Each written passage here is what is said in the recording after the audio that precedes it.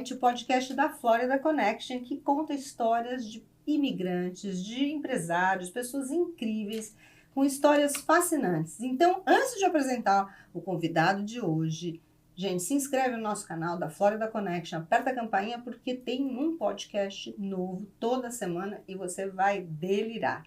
E hoje, nada mais, nada menos, nós temos aqui um convidado. E eu vou dizer para vocês sabem que eu trabalho com investidor internacional há muitos anos. Então, eu conheci advogados de imigração há mais de 20 anos, que eu lido com vários, fui parceira de vários, tenho respeito por vários, mas eu tenho um namoro especial com este aqui recentemente, pela qualidade do trabalho, a sua capacidade de ensinar. Mas, gente, vamos lá. Seja super bem-vindo, Vinícius Bicalho. É um prazer ter você aqui comigo hoje. Olá, querida. É um prazer estar aqui. Você sabe o enorme carinho e respeito que eu tenho por você, admiração pela profissional brilhante. Então, espero que a gente tenha um bate-papo. É mútuo. Realmente, olha, esse é um projeto novo. O podcast começou em junho, quando eu completei 25 anos de Estados Unidos. E eu queria muito que você fosse o nosso primeiro advogado de imigração a inaugurar aqui o espaço, porque é um assunto tão fascinante. Eu aprendi muito ao longo desses anos, mas realmente você tem um poder de explicar as coisas, e você é embasada numas informações estatísticas e tudo, que eu acho que hoje vai ser muito legal esse papo, legal. Vai esclarecer bastante aí para o nosso pessoal. Presta atenção, viu?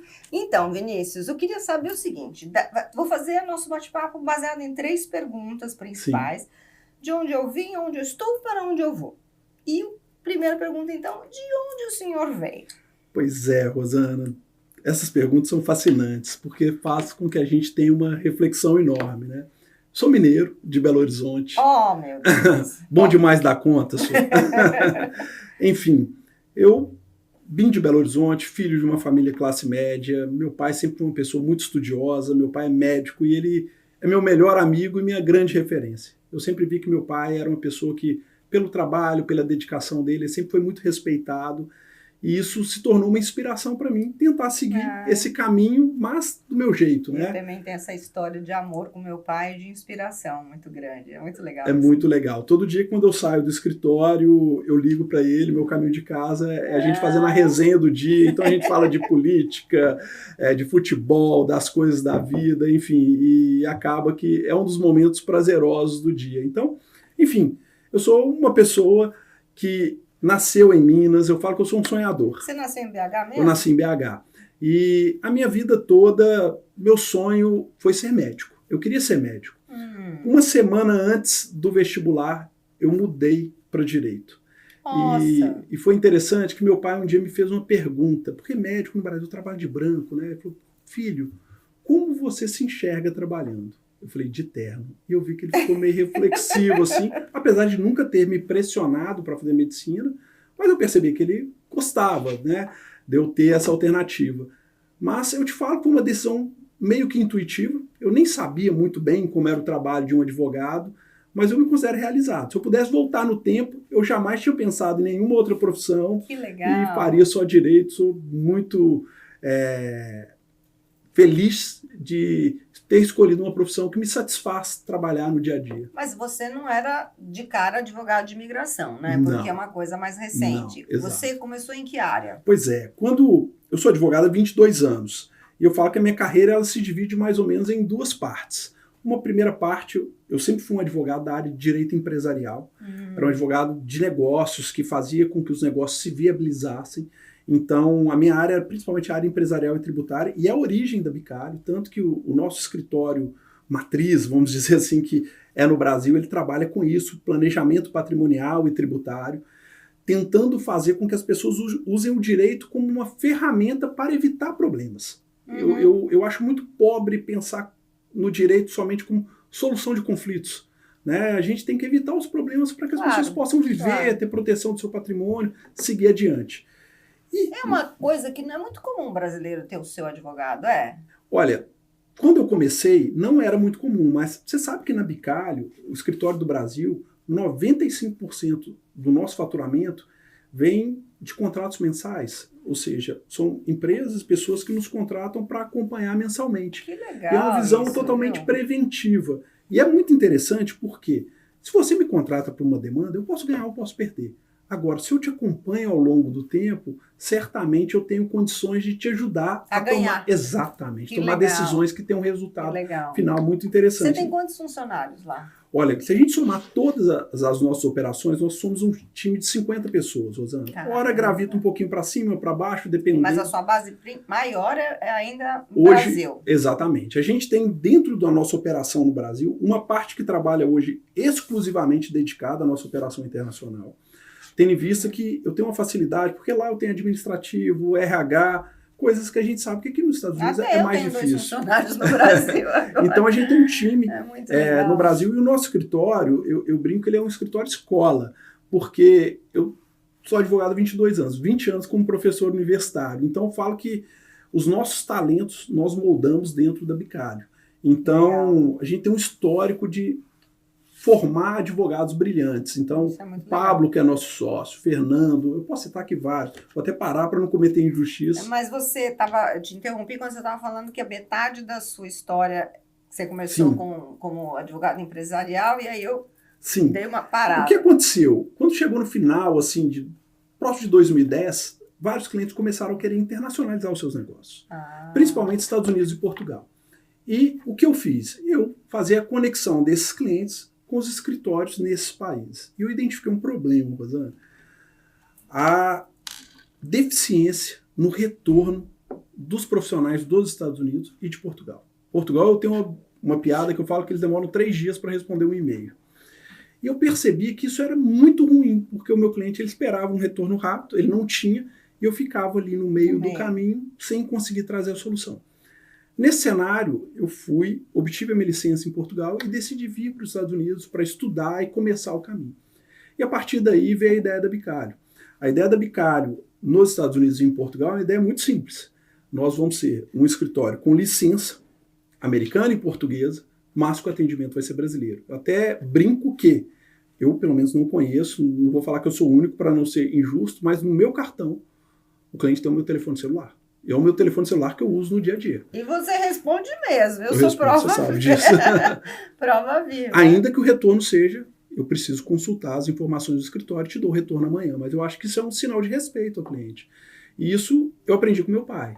Porque meu pai é obstetra. Ele já está aposentado, mas eu vivi várias situações com ele. Obstetra. Exatamente. Cima, né? Uma vez eu estava com ele em um jogo de futebol e ele teve que sair do estádio porque a paciente entrou em trabalho de parto. E eu sempre percebi que os pacientes sabiam que ele retornava e naturalmente respeitavam isso. Então, eu te confesso que eu tenho muito pouco problema com o cliente nesse sentido, porque como eu retorno, ainda falo, vou te dar esse retorno amanhã, o cliente sabe que ele vai ter a resposta. Como você dá conta, hein? A gente monitora, cria uma agenda dentro do dia para fazer isso. E aí tem as pessoas que me ajudam naturalmente nas atividades do dia a dia. Eu tenho a Letícia, a Renata, eu brinco que são meus braços direito e esquerdo, mas assim, que conhecem bem a operação e qualquer problema sabe com quem conectar no escritório, porque acho que o importante é isso, né? O time está vivendo, respirando e transpirando junto. E foi difícil você tirar a licença de Portugal e aqui? De Portugal não. Não foi um processo difícil, porque na época tinha um tratado que não existe hoje, que eu fiz um procedimento lá e um tratado que era uma reciprocidade entre a Ordem dos Advogados de Portugal e a Ordem dos Advogados do Brasil. Então foi um processo administrativo relativamente simples. Aqui é mais complexo. Por quê? Primeiro eu tive que vir estudar, porque o sistema jurídico americano é diferente do brasileiro. Eu falo que advogado é advogado no mundo todo, tem algumas situações que são universais, mas demandou estudo. E depois a gente tem o BAR, que é o exame de ordem, e na verdade são dois. Como se fosse a OAB. Como se fosse o exame da OAB, só que tem um exame que ele é um exame nacional ligado à ética, e depois tem o exame estadual. E é uma prova que, para nós brasileiros, ela tem algumas características. Por exemplo, na parte fechada, você tem 1 minuto e 48 segundos para cada questão, e as questões são grandes. No Brasil, a gente é educado. Leia, releia, confira. Aqui não. Leia, faça e vai em frente, entendeu? Mas, como qualquer exame... E onde você estudou aqui? Eu estudei na USC, que é a Universidade do Sul da Califórnia. Foi uma experiência fantástica, porque eu sou apaixonado com o mundo acadêmico, até pelo fato de ser professor, isso me fascina. E além de eu ter tido a oportunidade de ter relacionamento com profissionais assim fantásticos, que me inspiram muito até hoje, o próprio ambiente universitário. Então, eu lembro que na biblioteca da USC tinha um livro que falava da história da universidade nos Jogos Olímpicos. E na hora que eu peguei o número de alunos da universidade que são medalhistas olímpicos, tem um número maior do que o Brasil tem de medalhas. Ou seja, você está brincando? Se a USC fosse um país, ela seria, salvo engano, 16º ou 17º lugar no quadro geral de medalhas da história das Olimpíadas. Olha, que curiosidade. E o Brasil seria 30º alguma coisa. Então, que coisa. Eu achei fascinante porque educação e esporte caminham de mãos dadas aqui nos Estados Unidos. E a grandiosidade aqui nesse país é uma coisa que eu já estou há 25 anos, eu ainda não acostumei. Quando as minhas filhas vieram já no high school, fui na primeira peça de teatro, parece uma peça da Broadway, né? Numa escola em Orlândia, né? E que fantástico. Então, você estudou na Califórnia e aí você fez as provas. Fiz as provas. E você falando assim, como o ambiente é fantástico, eu lembro no dia da cerimônia de formatura, assim, é igual você ver em filme, foi um negócio que... Poxa, falei, que legal, tá tendo a oportunidade. Tinha muitos brasileiros quando você fez? Tinham poucos brasileiros.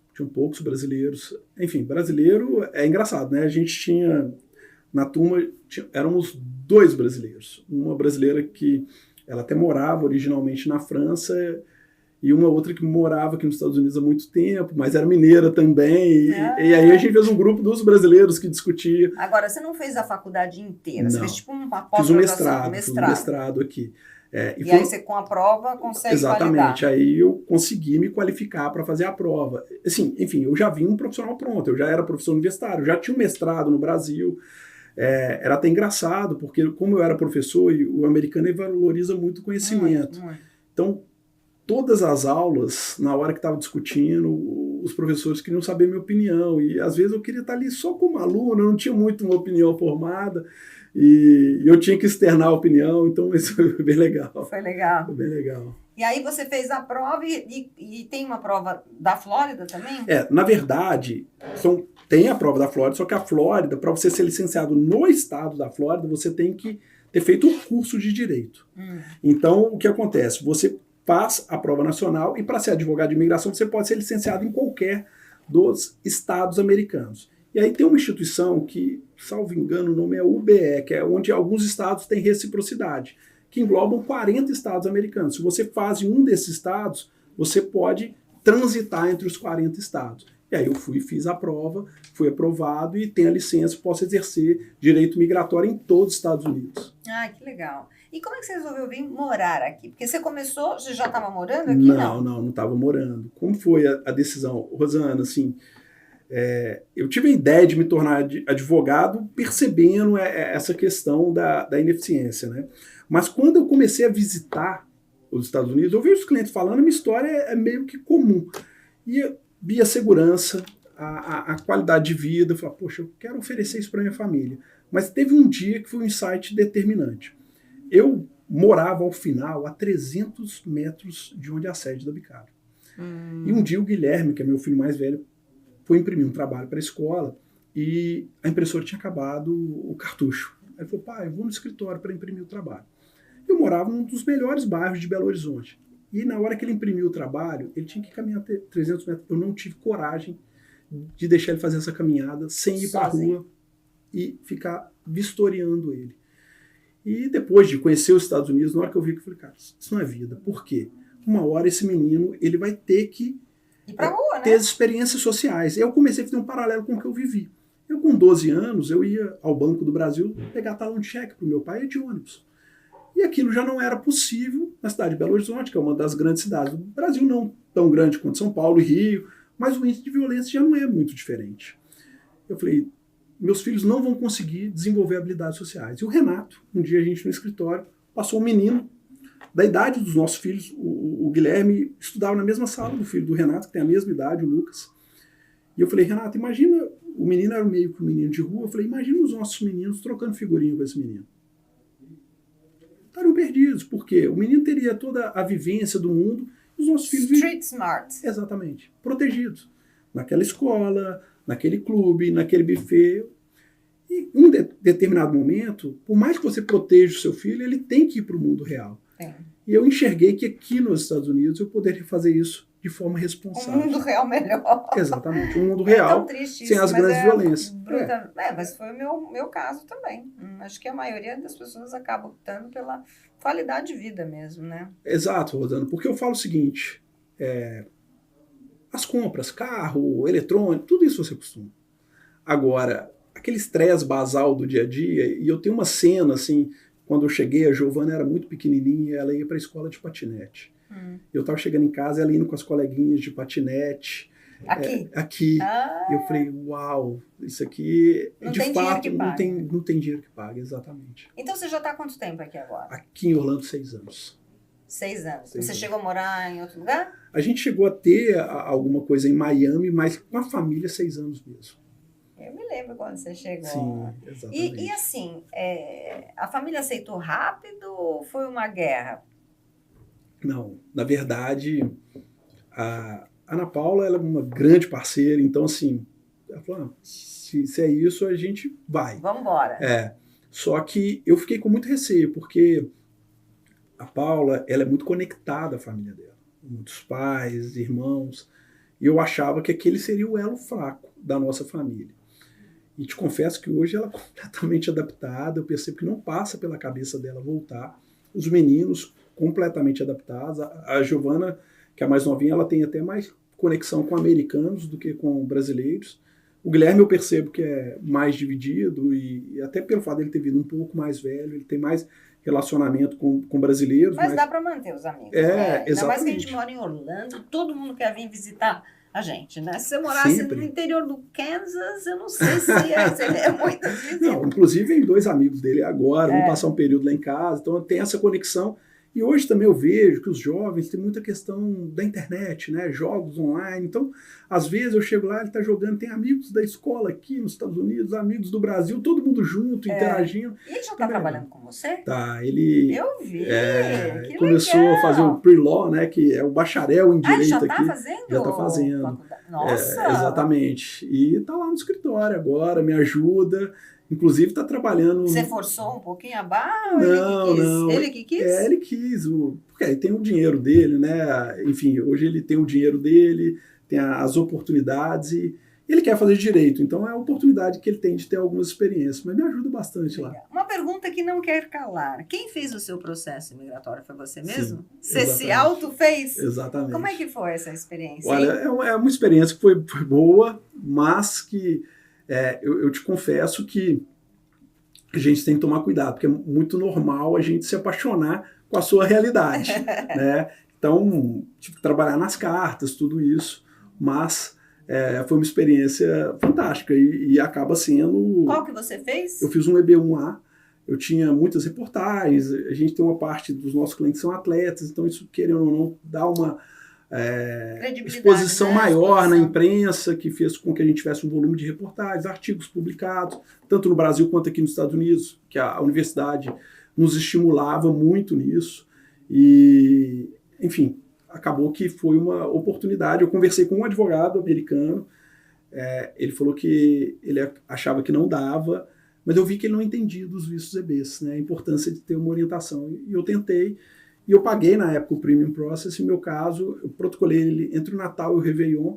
Ele foi aprovado em 7 dias úteis. Uau! Aí depois eu guardar a entrevista, tudo isso. Que bárbaro isso, né? Deixa eu te fazer uma pergunta. Você já falou de onde você veio, né? Como é que você chegou até aqui. Como é que está sendo essa sua jornada, né? O agora? Porque você está crescendo muito rápido, não está? Rosana, assim, a gente está num momento hiper... especial, porque eu percebo que, como a gente já tem um tempo aqui em Orlando, eu percebo que os clientes passam a nos conhecer. Apesar, você sabe, eu tenho um perfil mais low profile, mais discreto, mas eu noto que os clientes começam a perceber, até pelo atual momento migratório, de muitas negativas, que a gente até conversou e podemos colocar aqui para as pessoas que estão nos acompanhando, de buscar um profissional que vai cuidar do caso. Eu queria muito já começar a falar isso do agora, viu, gente? Sabe por quê? Na época que eu vim morar aqui, eu comentei um pouquinho antes com você, todo mundo vinha com L1, ou fazia o L1 já estando aqui, abria empresa e tal, o H1B e B5, eram os que eu conhecia. Aí virou essa febre dos E2, dos EB1s e EB2 e tal. E aí começou a dar problema, né? Você tem visto cada vez mais pessoas que não estão conseguindo essa aprovação. E você estava falando de estatísticas. Sim. E o que está causando um pouco desse problema, se é política, se não é, explica pra gente. Pois é, o que está acontecendo, Rosana, houve uma proliferação na divulgação de serviços migratórios. E eu vejo muitas pessoas que não têm a menor qualificação oferecendo o serviço. O trabalho do advogado ele tem um problema, porque ele é um trabalho escrito. Todo mundo consegue digitar no papel e entregar. Só que, às vezes, alguns pequenos detalhes trazem impacto devastador. E que o mercado hoje começou a olhar diferente para os brasileiros. Por quê? O mercado, você está falando dos... O mercado, me expressei mal, a imigração começou a olhar diferente para os brasileiros. Por quê? Em razão dessa proliferação, a gente está tendo muitos casos fraudados, de evidências forjadas ou forçadas, orientação inadequada. E isso faz com que muitas vezes o futuro dessas famílias se sacrifique. A gente sabe que os Estados Unidos têm uma relação até com uma certa hostilidade com a China. A última estatística da imigração, dos EBs, 70% dos EBs de chineses são aprovados. Uau! Brasileiro, 27%. Gente, olha isso. Fala lá, olhando para aquela câmera, porque é muito importante o pessoal entender isso. Infelizmente, em razão da proliferação de consultorias, profissionais que não são licenciados, processos fraudados, o índice de sucesso dos processos de brasileiros EB1 e EB2 caiu para 27%. Que tristeza. Isso é uma tristeza. E o que nós passamos a fazer? Não só eu, como vários advogados sérios que nós temos aqui nos Estados Unidos. Identificar nesse processo que ele é um processo que está sendo acompanhado por advogado, que tem responsabilidade técnica com aquilo. Então, eu peguei casos de que a imigração ligou para o signatário da carta, o signatário nem sabia quem era a pessoa. Casos que o business plan não tem nenhuma relação com a atividade profissional da pessoa. Casos que fornecem informações em total desconformidade. E o que acontece? Qual que é o grande problema, Rosana? Quando a pessoa assina aquele formulário, ela está falando que concorda com tudo aquilo.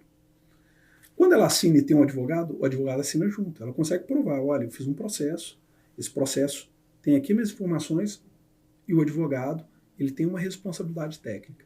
Só que essas consultorias, ela colhem a assinatura da pessoa e ninguém assina com ela. Então, é como se a pessoa estivesse fazendo por si o processo. E nós estamos vendo verdadeiro caos. Ganhar e perder processo, infelizmente, faz parte do jogo. Ninguém ganha todos. Só que a gente percebe que essas situações estão criando uma imagem negativa para brasileiros. Obviamente, tem vários profissionais trabalhando para tentar mudar, reverter esse cenário. Agora, eu sempre falo o seguinte, existe a culpa da publicidade enganosa, muitas vezes o cliente, ele de fato é ludibriado, mas às vezes eu percebo que as próprias pessoas se auto-boicotam. Eu falo que muitas vezes tem várias bandeirinhas indicando aprovação garantida, devolução de dinheiro, 99,9% de aprovação. Gente, todo mundo sabe que nem visto de turista tem isso. Então, eu sempre brinco na hora que as pessoas me contam isso, falo, gente, lá em Minas tem um ditado, quando a esmola é demais, até o santo desconfia. No Brasil esse ditado é super então, usado. Tem que ficar atento. Cabe o brasileiro também ter esse tipo de maldade, né? Enfim, para poder fazer um processo de uma forma segura, ele leva tempo, ele tem desgaste. Então, tem que tomar muito cuidado, que eu sempre falo, Rosana, o seguinte, o estelionatário, aquela pessoa que engana, ele é sedutor, ele é sempre mais gente fina, o mais simpático, o mais agradável. Então, se está fácil demais, tem alguma coisa errada. A coisa que eu mais morro de medo é quando eu escuto alguém falar, não, eu tenho sim, tem um escritório de imigração. E quem é o advogado desse escritório de imigração? Não, eles têm lá, sim, mas nunca sabe dizer quem é. Sim. Né? E, gente, não é porque a gente busca trabalhar com profissionais licenciados. Eu acho que por exemplo, tem muitas pessoas que não são corretores e que têm um conhecimento do mercado imobiliário gigante, mas eles não podem atuar sem o suporte de um profissional. Então, se você tem realmente um advogado que tem um nível de conhecimento, você me contou, aliás, vamos falar isso, você me contou que você estava montando um curso para advogados de imigração? Na verdade, eu sou coordenador de um curso de pós-graduação de direito migratório. Já tem 2 anos que a gente faz esse curso. É um curso que... Você forma para advogados? Para advogados. Ela é uma pós-graduação, é uma universidade, é uma plataforma online. Essa universidade é uma universidade brasileira, que o fundador é o Leonardo Nemer, que é o juiz brasileiro da Corte Internacional de Justiça em Haia, na Holanda. Nós temos alunos na Europa, alunos aqui nos Estados Unidos, alunos no Brasil, e legal que é um network. E esse curso, enfim, a minha função ali ela é acadêmica, eu sou o professor coordenador. Eu escolho os professores, montei a grade curricular e dou as minhas aulas. Eu deixo claro, por quê, Rosana? Tem muita gente que, eu quero vender o curso no Hotmart. Eu recebi até uma proposta. Só que eu entendo que é importante que a gente tenha a responsabilidade com o que vai ser entregue. Outro dia uma pessoa me propôs, falou, olha, você fala bem, tem uma carreira como professor, faz um curso, como você faz o seu EB2? Eu falei, cara, eu vou criar um caos, porque eu vou ensinar pessoas que não vão ter conhecimento a comprometer o futuro. Ele falou, mas vai dar muito dinheiro. Poxa, enfim, não é só o recurso, né? Acho que tem a responsabilidade do que a gente faz. Eu tenho um casal de amigos, você falou de fraude. Como eu estou há muitos anos aqui, eu vi várias pessoas que faziam processos imigratórios e não eram advogados. E eu tenho um casal de amigos numa condição financeira para fazer um EB5, tá?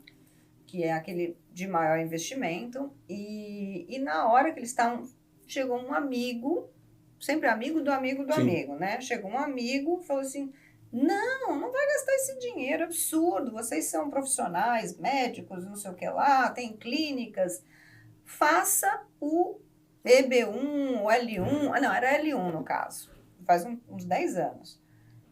Não é que a pessoa, que era o fazedor de visto, ele tinha um template, ele copiava e colava. Eles gastaram uma fortuna de tradução de olerites, de documentos brasileiros, e no final o que aconteceu?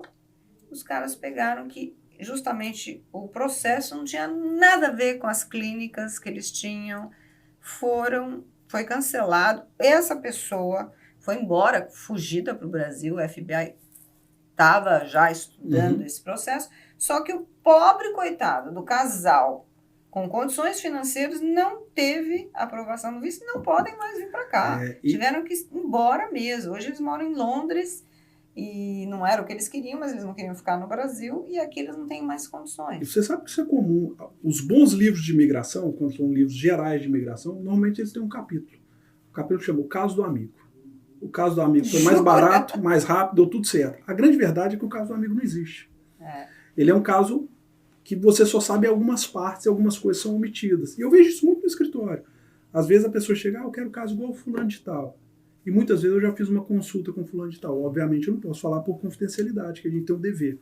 Mas eu conheço o outro lado da história. E muitas vezes não tem nada a ver com o que a pessoa acredita. Isso que é grande, é como a gente às vezes fala assim, eu quero aquela casa, meu amigo comprou uma casa, ele deu 3% de entrada. No estrangeiro é impossível. Sim. Isso não existe. Não, eu tenho certeza que meu amigo deu 3% de entrada. Então, é tão complicado a gente combater isso, né? Mas graças a Deus a gente tem profissionais cada vez mais sérios. E eu queria te perguntar, você já teve assim uma perda que doeu muito? Sim, tem casos que a gente fica indignado. E eu falo, a gente não pode perder a capacidade de indignação. Às vezes você tem algum revés e eu percebo que o cliente pensa, poxa, é mais um caso. Vou te falar, não é mais um caso. Eu perco noite de sono, a Ana Paula que está lá do meu lado sabe, porque às vezes a gente fica pensando na estratégia, o que pode ser feito diferente.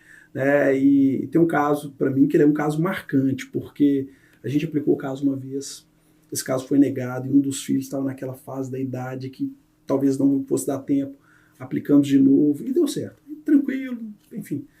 E eu fui numa festa, Rosana, e estava lá na festa, e de repente chegou um menino de 14 anos, que era o filho mais novo do meu cliente, e eu não sabia quem era. Aí chegou para mim e falou assim, tio, queria te falar uma coisa. Eu falei, tudo bem? Eu falei, sou filho do fulano de tal, eu queria te agradecer pelo visto. E eu vi vou te falar, eu até visto. saí da festa, assim, fui pro carro, Vou até me chorar. emocionei. Porque, assim, eu vi como que aquele menino de 14 anos, na verdade, tudo estava um envolvimento grande por causa da irmã dele, que já estava adquirindo a maioridade. Eu falei, gente, como você toca a vida das pessoas, né? Um menino, um adolescente está preocupado com isso. E aí a gente começa a ter a noção, né, da responsabilidade que a gente faz. Queria ganhar todos, mas infelizmente não dá. É verdade. Agora, mas você tem tido muito sucesso e eu tenho visto, inclusive, artistas. Você fez daquele menino pintor, não fez? Sim, a gente tem vários casos. Eu tenho uma relação muito grande, principalmente com o pessoal da área de esportes. Tem vários atletas. Eu até brinco, se a gente tivesse um time de futebol, o time da Bicalho seria o mais forte aqui da Liga Americana. Enfim, e profissionais normais, né, como a gente, corretor, advogado, médico, enfim. Felizmente a gente vem tendo um resultado muito bom e eu brinco lá no escritório, a gente não vai deixar ninguém para trás. Se teve algum problema, a gente tem que encontrar a solução, trabalhar e conseguir ao final vencer. Então, estatisticamente, você acha que um processo bem feito, bem embasado, bem preparado, as chances de aprovação são 100%? Porque você tem... 100% não. Não é 100%, mas tem as chances são maiores. maiores. Um caso que foi feita a triagem e que a pessoa preenche os requisitos objetivos, que o processo tem fase objetivo e subjetivo. Um bom caso, trabalhando com um escritório sério, nós estamos falando de 80% de sucesso. Quem fala mais do que isso? E esses 20% que não dá certo é por causa de quê? Normalmente, Rosana, azar do agente. Tem uma questão que chama interesse nacional, que é principalmente nos casos de EB2. Então, o que acontece? Nesses casos, o oficial tem que estar convencido de que aquela atividade ela é relevante para o país, ainda que a pessoa preencha os requisitos objetivos.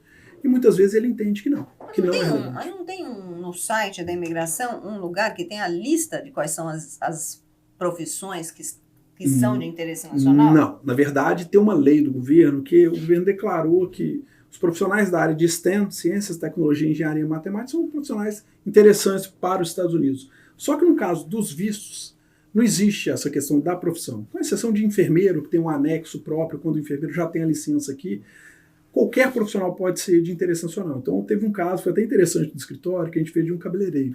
E ele tem uma carreira muito bonita, e o caso dele foi aprovado. E quando tem alguma profissão interessante, a gente divulga.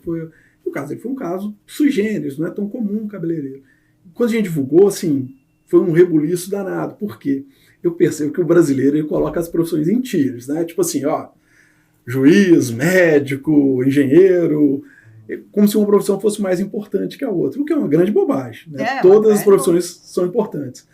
E alguns clientes até falam, não, se aprovou do cabeleireiro, vai ter que aprovar o meu. Olha, que coisa. Que coisa, né? Só que o grande ponto é, qual é a posição dele como cabeleireiro? Não é verdade? Qual é a minha como advogado? É esse o comparativo. Então, foi bem interessante, mas qualquer profissão que a pessoa tem uma carreira séria, consegue comprovar que vem aqui para somar, ela tem possibilidades reais aqui nos Estados Unidos. Você pode dizer que cada advogado de imigração tem um tipo de visto que ele é mais especializado do que outro? Sim, o que eu vejo, Rosana, assim, eu até participo de um grupo com vários advogados e a gente interage.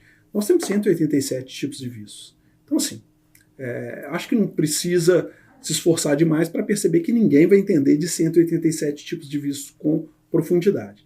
E acaba que cada um se especializa no que é mais pertinente à sua carteira de clientes. Então, assim, no caso da Bicalho, a maior parte dos nossos clientes são profissionais liberais, empresários. Então, esses profissionais que normalmente se qualificam para EB1, para EB2, E2, L1, O1, enfim, que são os carros-chefes.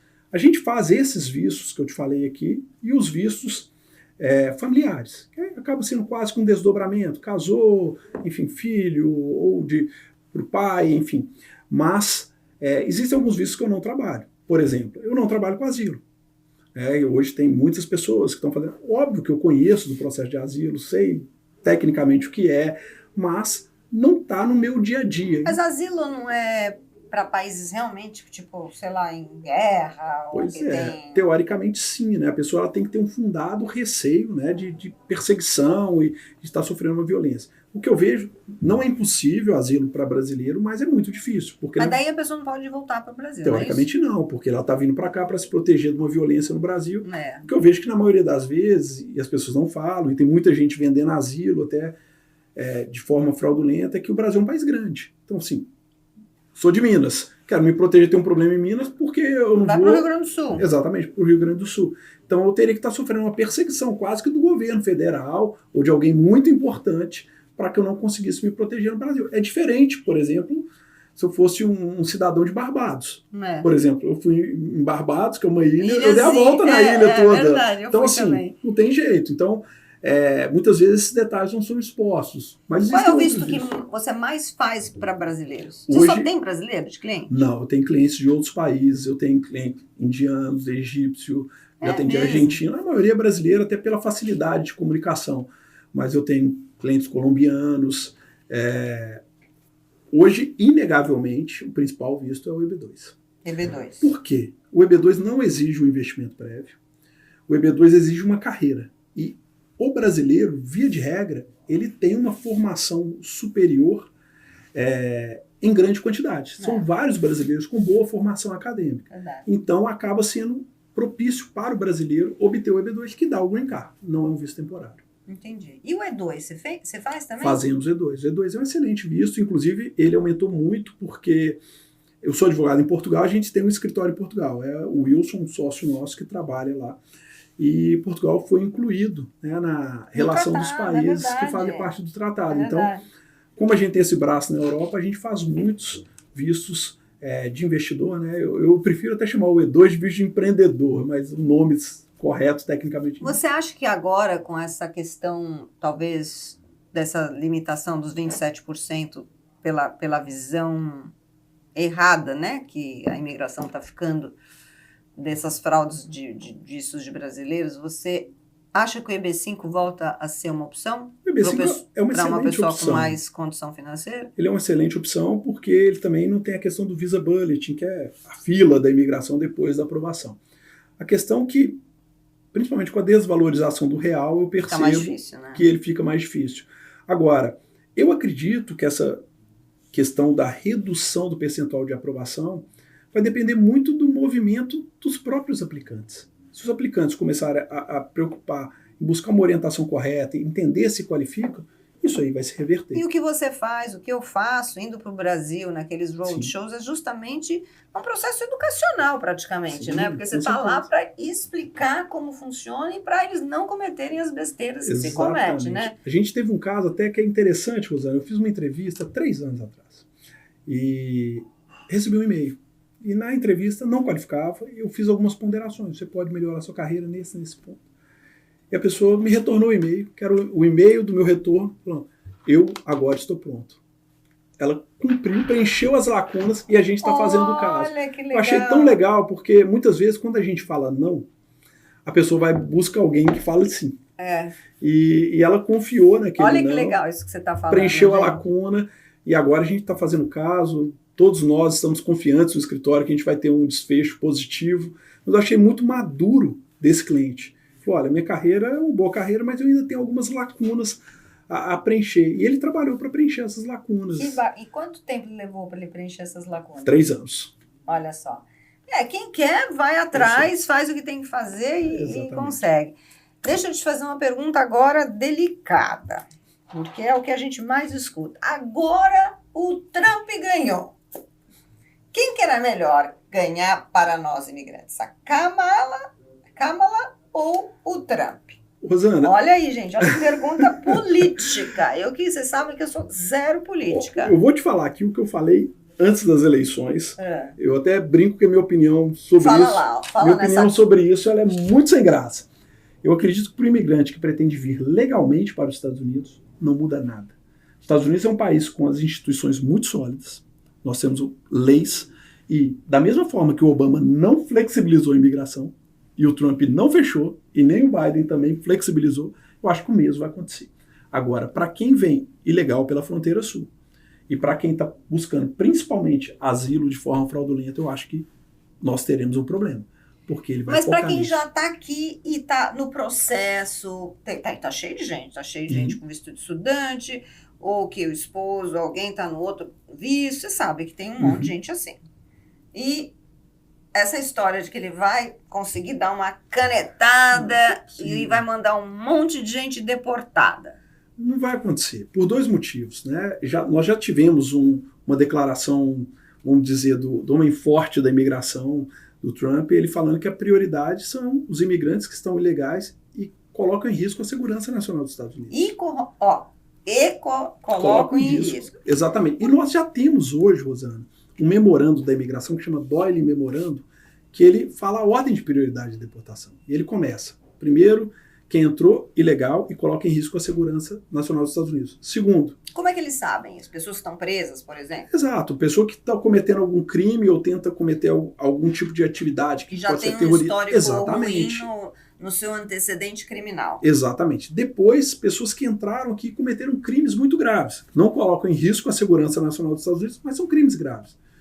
Enfim, então existe uma ordem de prioridade. E nós não podemos esquecer de alguns detalhes. A imigração é importante economicamente para os Estados Unidos. Se a gente fizer uma análise macro, todo país que tem crescimento econômico, os Estados Unidos tem crescimento econômico constantemente, ele depende para a sustentação desse crescimento de uma taxa de natalidade, que hoje nós não temos aqui nos Estados Unidos. Então a taxa de natalidade que sustenta o crescimento econômico americano... São os imigrantes. São os imigrantes, exatamente. Eles preenchem essa lacuna. Porque eu acho que a grande questão que eu vejo é que existem muitos empregos que a gente realmente falta mão de obra, né? Sim. E se você não usar os imigrantes, se você não tiver essa noção...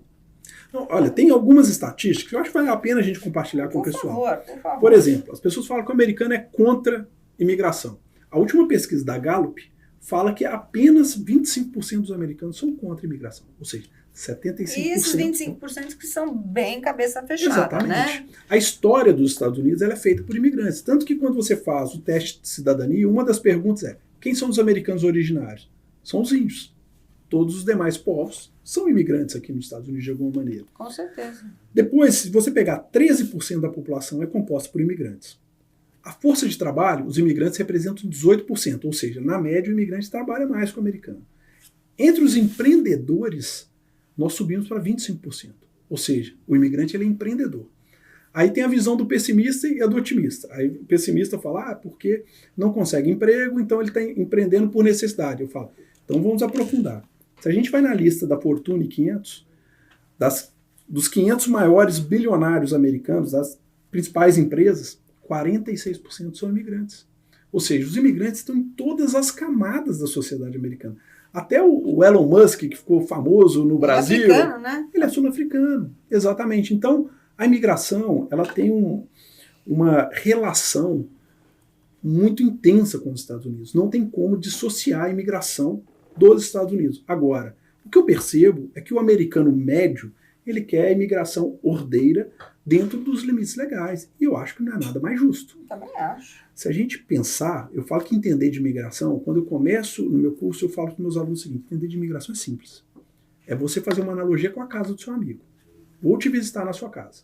Se você tem o hábito de tirar os sapatos ao entrar em casa, o que eu devo fazer? Tirar os sapatos. Se não tem, não tem problema, eu entro com o meu sapato. Ou seja, quando você entra no país, você tem que cumprir as regras. Então não dá para a pessoa vir para cá e não querer cumprir as regras dos Estados Unidos. Então a imigração tem que ser feita de forma ordeira. Concordo 1.000.000%. E trabalhadores? Por exemplo, eu preciso de gente para trabalhar aqui. Qual é o tipo de visto que eu conseguiria? Porque eu lembro que a Disney traz para trabalhos temporários. Teve uma época aqui, a história, teve uma época aqui que todo mundo tinha empresa de limpeza. Limpeza de hotéis, de resorts, e só trabalhava muito com imigrante sem documento. E sempre tinha essa história, a imigração vai baixar aí, não sei o quê, não sei o que lá. E aí uma pessoa teve a ideia de trazer trabalhadores, que existe um visto, meio que é um trabalhador meio braçal, não tem? Sim. Na verdade, a gente tem tanto o EB2 sem ser o NW, quanto o EB3, são vistos quando uma empresa ela quer ser o patrocinador daquele visto. Isso. E aí tem um processo que chama Labor Certification. O que é isso? A empresa tem que mostrar que ela tentou contratar um trabalhador local e não conseguiu. Se essa mão de obra não está disponível, o Departamento de Trabalho, que é uma espécie de Ministério do Trabalho dos Estados Unidos, ele autoriza você buscar um trabalhador estrangeiro. É um processo que ele é relativamente longo, porque a empresa tem que anunciar essa vaga, demonstrar que ela fez esforços para conseguir essa mão de obra e que ela não conseguiu.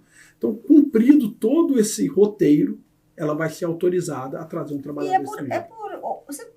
Meio que por um desses vistos, né? Teve época que é uma moda depois outra moda. Você acha que isso também pode... o EB3 pode estar demorando mais, porque teve um monte de gente fazendo? Com certeza. O que acontece? Eu falo que o americano ele é metódico, Rosana. Então, ele é reativo. Ele começa a perceber que está tendo um volume em desconformidade, aí ele pega a estatística. Antes aplicavam, 1.000 vistos, agora estão aplicando 5.000. O que está acontecendo? Aí ele começa a movimentar. Por isso a gente tem essa percepção das ondas. Que as pessoas vão identificando eventuais lacunas e facilidades, aí elas aplicam. E o governo vai reativamente movimentando a isso. Agora, o mais importante é, se você aplica um visto e cumpre as formalidades legais, você tem boas possibilidades. Alguns vistos são mais objetivos, outros são mais subjetivos. Mas cumprindo as formalidades, você tem chances reais. Eu acho que isso é importante, você tem que ter chance de vencer o que você está aplicando. Então, tiramos o medo, é para tirar o medo. É para tirar o medo do Trump, ele não vai matar ninguém? Talvez ele não seja... Ele começa deportando a mulher dele, que é gringa. O Trump, na verdade, eu vejo que as declarações dele são hostis, por muitas vezes infelizes, a gente estava comentando, só que o que eu percebo, e que muitas vezes a gente tem dificuldade de identificar isso, que ele tentou dialogar com o americano médio. E ele não tentou ser simpático para mim, para você, para o repórter. E, pelo menos ao final, a estratégia dele deu certo, que ele teve uma votação que superou até a nossa expectativa. De lavada. Então, ele é um comunicador. Agora, eu acho lamentável, porque muitas vezes algumas declarações são tão hostis que eu percebo que ela tira literalmente o sossego de famílias. Eu recebo as ligações. Poxa, o Trump falou isso. Aí a gente tenta, de alguma forma, acalmar, mostrar que ele tem que cumprir a lei do país. Né? Aqui também não é o reino do Donald Trump, que ele vai fazer o que ele quer. Ele tem que cumprir eu acho que é por leis. aí mesmo. Então a gente tem que encerrar esse medo, né? E só fazer o que tem que ser feito certo. E se não der certo, Deus sabe o que está fazendo. Claro. Né? Eu acho que, se porventura ele ultrapassar algum limite, a gente tem tribunais, tem um Congresso, enfim... que é um país com instituições bem sólidas. Né? Agora, Bicalho, a gente já sabe de onde você veio, sua história aí de sucesso profissional, aí esse estadia agora, tudo que você tem feito, todas as suas conquistas. Para onde a Bicalho vai e para onde o Vinícius vai daqui para frente? Poxa, Rosana, olha, hoje o meu pensamento é construir um legado de seriedade. Que no futuro, se meu filho de fato resolver ser advogado, ele está na trilha, que ele possa trabalhar, se for na Bicalho, se for, pelo menos é o que ele manifesta, e a gente poder ser uma referência de seriedade, ou seja, um escritório que fala a verdade com o imigrante, um escritório que foi fundado por um imigrante, é verdade, e que nós vamos lutar pelos interesses daquela família ali, com honestidade, falando a verdade e buscando o melhor. A gente tem muitos sonhos na vida, né? Sonhos pessoais, assim, e o que eu quero é deixar uma imagem de alguém sério e que foi honesto, cumpridor das suas obrigações, nada muito lunático. Mas eu acho que a grande diferença e os grandes valores estão na simplicidade. Não nas coisas que são muito sofisticadas, porque rapidamente essa moda passa, tem outra coisa mais sofisticada. Então eu gostaria de ver o escritório com histórico de eficiência, simplicidade e confiabilidade ao longo dos anos. Você já tem, viu? Se depender de mim, eu sou a fã número 1. Acho que você faz um trabalho sensacional e você, como eu falei, você tem um poder de explicar muito bom. E antes da gente encerrar, eu queria que você desse um alerta para as pessoas, assim, quais são os erros mais comuns que você percebe o futuro imigrante, né, ou aquele que já tá com isso na cabeça, vou para os Estados Unidos ou já está aqui, cometer de erro que pode atrapalhar o futuro dele. Você pode falar isso olhando ali para o pessoal? Pessoal, para mim, o principal erro é com quem você vai andar durante a sua jornada. E principalmente no início dela. Porque quando nós chegamos nos Estados Unidos, nós somos presas fáceis. Então é importante que você tenha uma boa orientação no corretor, de imóveis, porque não é só o imóvel. Ali tem todo um planejamento familiar envolvido. E eu falo isso com muita tranquilidade, porque o meu primeiro imóvel foi comprado na Florida Connection. É verdade. Então eu estou recomendando o que eu fiz para minha família. Ter um bom advogado que não vai falar talvez tudo que você queira ouvir, mas a verdade, para que você tome as decisões e faça as escolhas mais acertadas para sua família. A partir daí, você vai ter um bom corretor de seguros. O que eu vejo, Rosana, é que nós temos profissionais sérios, que dão as orientações corretas, mas nós também temos as pessoas que tentam aproveitar desse momento de fragilidade. Às vezes a pessoa chega aqui nos Estados Unidos e imagina que tudo é perfeito. E a gente sabe que não é. Aqui é o mundo real. É um país fantástico, com ótimas possibilidades, mas você tem que caminhar com pessoas que de fato vão te ajudar. Então, eu acho que esse é o maior conselho que eu posso te dar. E você veio para cá, né? Saiu do seu país, começa uma vida nova, Sim. fazendo o que tem que ser feito, aquilo que você falou. A cultura, né? Sim. Entender a cultura daqui, respeitar tudo. Sim. É isso aí. Exatamente. Enfim, ninguém quer sair do Brasil para vir fazer coisa errada aqui. Com certeza. Enfim, aqui não é um país bom para se fazer coisas erradas. Então, acho que o ponto é esse. É isso aí. Olha, adorei. Não sei se você quer dar mais algum recado, pessoal, ou tá bom isso? Tá encerrado? ótimo. Eu queria agradecer pelo convite. Estou muito feliz de estar aqui. É sempre prazeroso bater esse papo com você. É muito rico essa quantidade de informação que a gente recebe. Ter acesso a você é uma coisa fantástica. Aliás, a gente segue o Vinícius no Instagram, porque sempre você está falando as coisas que estão acontecendo, falando das notícias, das novidades, das estatísticas. Você será sempre aprendendo. Depois a gente vai colocar aqui, gente, segue, porque é muita coisa boa. Espero que vocês tenham curtido. Não se esqueçam, se inscrevam no nosso canal, aperta a campainha para você não esquecer de assistir nenhum episódio do Connection Delight que sai toda segunda-feira. Estou muito grata com a sua presença aqui hoje, foi muito gostoso. Muito obrigada mesmo. Eu que agradeço, que seja o primeiro de muitos. É isso aí. Um beijo, pessoal.